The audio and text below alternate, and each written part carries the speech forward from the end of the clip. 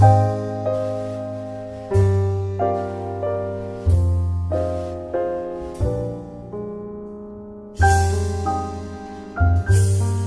more speakers in the public forum, so go to item 5, which is on page 5, which are the minutes from the council meeting of the 26th of February, and I will move that those minutes are to a correct record, seconded by the Deputy Mayor. Are there any questions on those?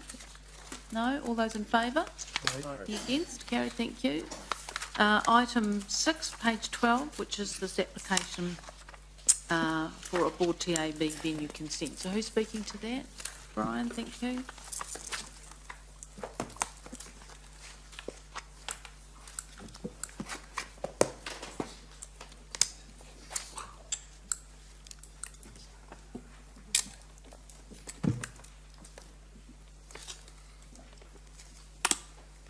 Thank you very much, Your Worship. Look, hopefully the staff report's pretty clear. Like, I know it's a slightly unusual application, this one.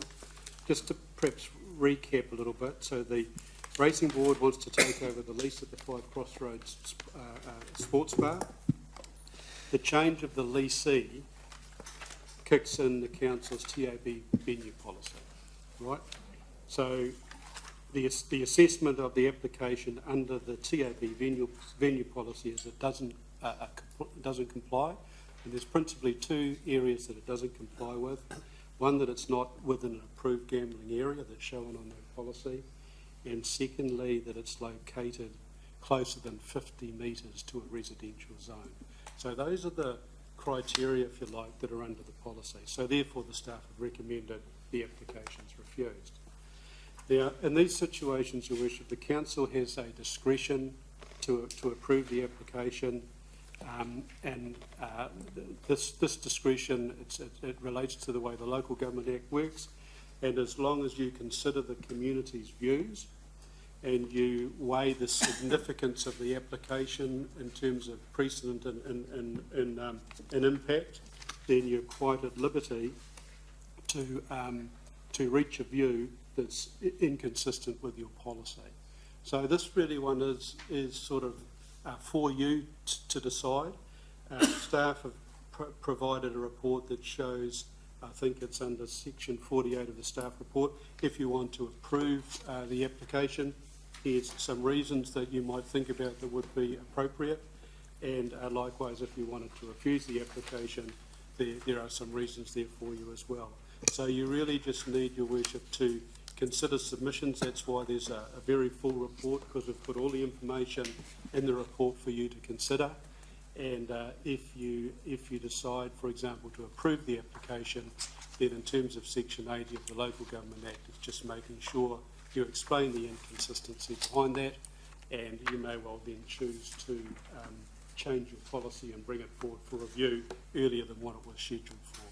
Alternatively, if you don't think it's a great idea, you just proceed to refuse the application. So that's it in a nutshell. We're happy, the team here, to try and answer any questions you may have, and we'll do our best to do that. Okay, thank you. Right, questions? Councillor Forsyth and Councillor Leary. Thank you, Worship.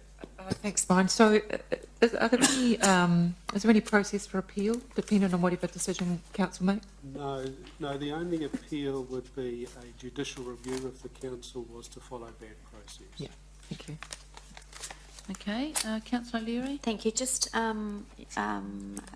we are reviewing this year, it's on the work program for the Strategy and Policy Committee, both of these policies. Is there a legislative requirement to consult with the community when we review those policies? Yes, there is. So okay. We're required to do a full SCP. We're required to do a full consultation. Great, thank you. Okay, any other questions, Councillor Gallagher? Just in simple terms, there's talk about venues, and obviously I get that if it's an existing licence, that stays. But I want to ask about the sinking lid. If we have a policy, right, if for any reason the place closed and some other operator came in and decided to relinquish the licence, right, then that, in other words, if you have a policy, you want less venues over time. That's it in a nutshell, isn't it? Yeah, there's sort of two issues. There's one, this particular application that's really quite narrow Yeah. in relation to the change of leasees. The broader issue, which Councillor O'Leary referred to, is do you want to change some of the settings in the venue policy and in the pokies policy? So that's coming up later in the year to review, and that would be the place if you wanted to change the current settings. That's where you would do that, not as a result of consideration of this application. Okay, right. Yes, Councillor Pascoe? Yes, just a question in terms of our current policy and the comment that you've made in para 37, which is a part that I quite don't understand. That is that under the third bullet point in para 37, the venue should not be part of a place where another venue, a Class 4 venue or a casino is located. And then you suggest there that that our policy might need reviewing in that particular area. Is there a potential weakness in that policy that might lead to a judicial review? We don't think there is. If you read the policies together, I think the intent is reasonably clear what the council's getting to. Look, there's no doubt it could have been written a bit clearer, but we don't see major legal risk there.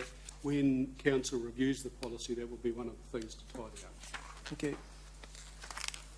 Right, any other questions? I just have a question. How long is the operator, how long has the location been operating with machines as a pub?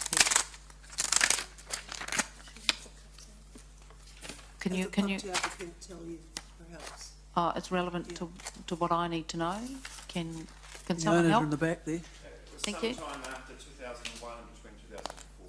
Right. So, 2003-ish. okay. Thank you, Jared. So that was prior to these policies coming into force. Prior to the policies coming into Yes. force, but council was required to grant a consent, otherwise they would have been removed.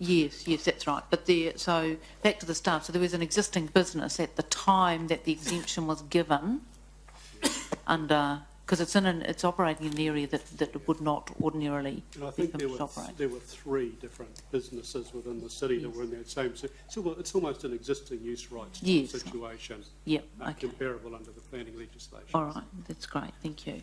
Right. Any other questions? Yes, Councillor Paulson again. Not a question, but I'm happy to move the recommendations. when- Oh, right. that's So, right. sorry. Any other questions then? Just one, Yep. Your Worship, if I may.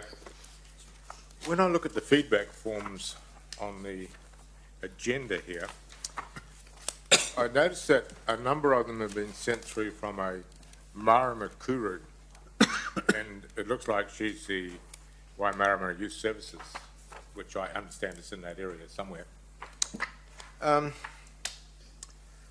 The feedback forms to me seem to be lacking a lot of detail, and that on a number of them, not that I'm a handwriting expert, but the handwriting appears to be very similar.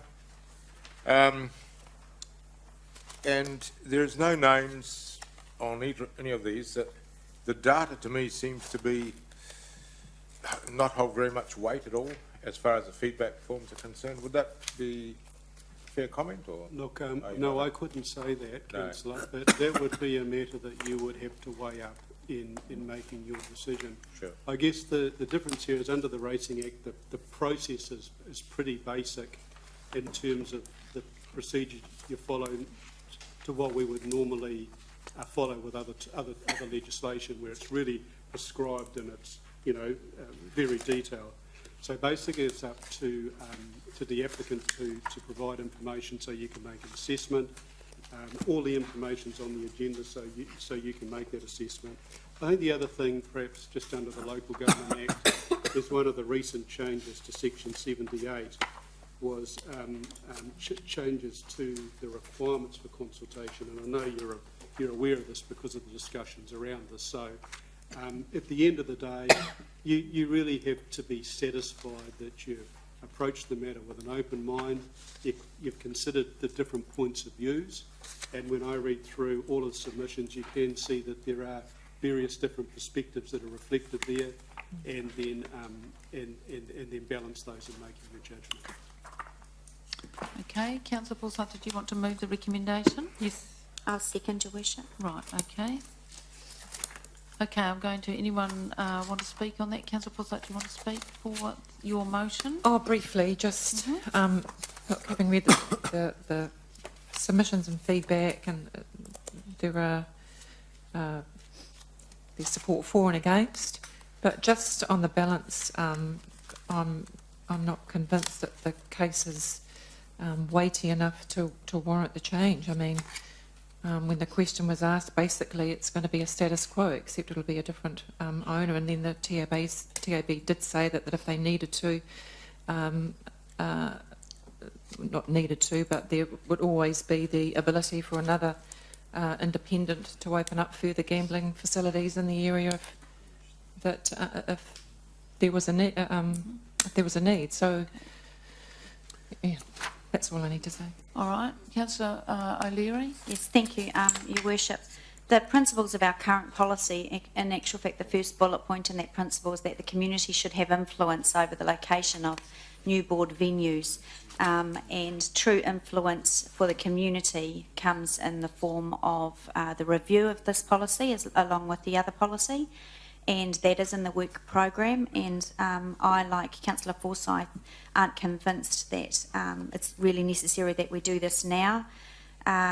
It also means that the racing board will be able to also come and express their view along with the community in a proper and more appropriate process, given that it's, as I said, it's on the work programme for this year, and there's no harm happening here, there's no emergency, and for those reasons I'm going to support our policy and the motion. Okay, any other speakers for or against? Councillor Deputy Mayor. Yes, thanks, Your Worship. Look, I accept that effectively it is business as usual.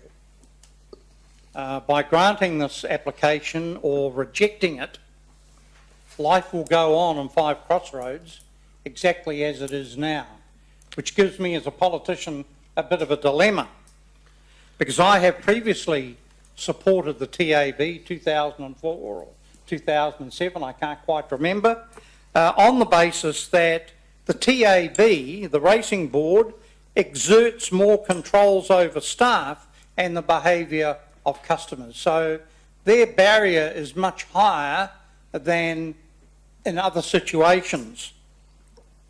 Now, I was the only councillor that attended the public meeting at Enderley, and there was outrage and anger about this in a broader context. Nobody was really listening to the business as usual argument. It was about a lower socio-economic community that was concerned about the drugs, the domestic violence and alcohol issues as a broad kind of debate. But there was concern around the time frame for response from the community, because they had effectively just a few days after that meeting, after hearing what it was all about, to be able to respond to Harkness Henry with their views. And it's quite a complicated topic. So my understanding is that the TAB didn't have to do the public consultation, so they could have just come straight here. So they went out into a very challenging environment and took their story to the community, which raised the level of concerns about proper consultation. And yet the interesting thing is that council defines the 30 working day time frame. So when the application was submitted, we were controlling the time frame, which unfortunately reflected on the ability for the community to gather round and decide what it wanted to do.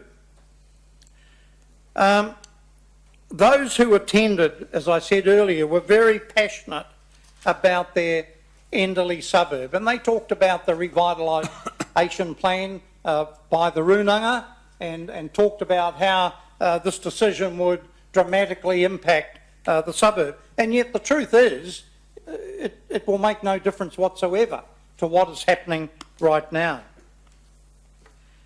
I picked up, like Councillor Tooman, the very poor submissions in terms of the handwriting, which I picked up and thought it looked similar. There were no names or addresses, which I thought was a failure from the community. Perhaps they should have been advised on how they needed to establish credibility around that. So with no names or addresses, I kind of put those aside. And then, sorry, do you want to give me more time, Councillor? No, I was just trying to signal I was going to have to speak. There were also allegations in the submissions about behaviour, and they talked about bottles being thrown in the street and drunken clients, nothing to do with the TAB agency.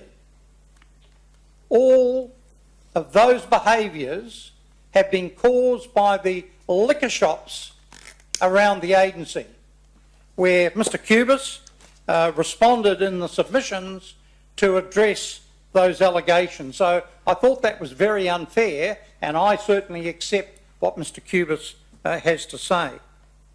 But this is now a debate about whether we override our policy. And I think it's a debate also about whether we review the policy. Did we anticipate this outcome when we did that policy? Is it a new thing that we should address? I will be supporting the staff recommendation because I think at this point that's the right thing to do, but it changes nothing. And I think that it does open the door, perhaps, to have a look at that policy when we're able to say, well, here's a case, no change in it, should we consider reviewing it? Thank you. Okay, Councillor Mallett. Thank you, Your Worship. I'm broadly in agreement with what most has been said around here, and I think that the way the meeting's going, except there is one group that I don't think have been represented here, and that's Mr and Mrs Cubis, who my understanding, and look, I don't know much about this, but my understanding is we have a situation of, I think, a voluntary seller of a business and I think a voluntary purchaser of a business. And I'm concerned that our policy somehow is coming between what I would consider to be people's rights to sell their business when they're ready to move on. Now, I understand that part of the sale is that they're going to continue on as the operators or the tenants or the licensees of the place. So like I said, I don't know a lot of the background here, but I am concerned that I think behind this there is a family who have worked pretty hard to build a business, have perhaps got a great little out. I don't know. I have no idea what they're getting paid for the thing, and it's none of my business. But I just am very concerned that there's one element of this story that's not being told, and that voice isn't being heard. So I'm not too sure quite where that puts us, and I don't know if anyone can help me with that either. I don't know if anyone knows the answers, but that would be the one issue that concerns me about this, colleagues. Okay, Councillor King. We're addressing a harm activity in a low deprivation area, and it's against Hamilton City's policy and it's against the staff recommendation. This could lead to incremental slip towards gambling. After all, the main purpose of the TAB is gambling, and they would hold a lease. The Turapa and the King Street examples that have been given as board venues at the moment are both in industrial areas. This borders a residential area on all sides. So I think it is, you can't use those other two sites as good examples when you consider that it's a harm product. But it's also been proposed that the public consultation or feedback from the public hasn't been given the time for all interested parties to come through with their views. Gambling is a harm industry, and I support the staff recommendation. Okay, thank you. Any other speakers? I've just got a question, yes, if I could, as a result. I just want clarification. There's a lot of comment about our policy and consistency with our policy. Just remind me again, was our policy in play when the original consent was provided?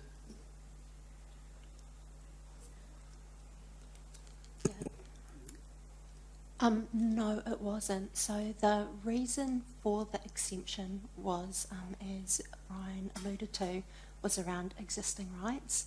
So the bill came in 2001, and the application was made before the bill was enacted. So council at that point didn't have full confidence about the final outcome of the act. So my understanding at the time council made the decision to provide them with existing use rights because we didn't know the final outcome of the act. So there were 3 businesses that applied during that period where the bill was transitioning into an act between 2001 and 2003. 2004. And I think that last comment for me is particularly important because if I took on face value what you just said, slightly different to what I've just now been told by the representative from the TAD, it would appear that in fact we gave the consent when there was clarity about the legislation. Perhaps I can comment on that, Councillor. I went back and looked at the files in 2004, and there is an application and there is simply a letter granting this.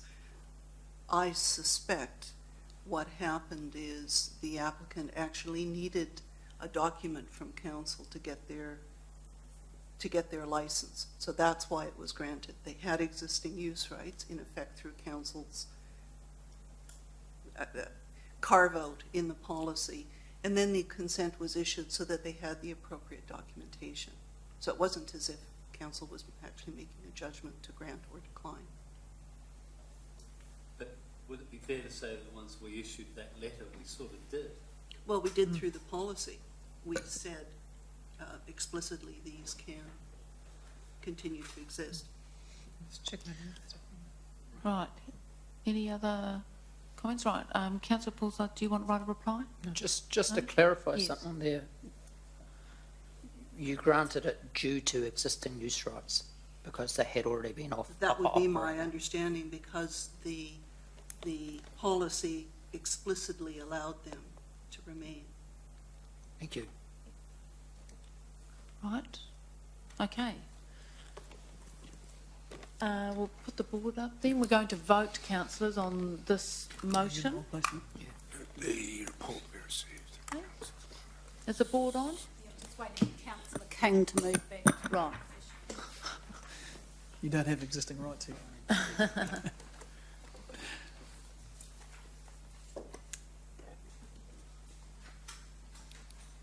The motion is carried 9 votes for and 2 against. Right, thank you. Thank you very much.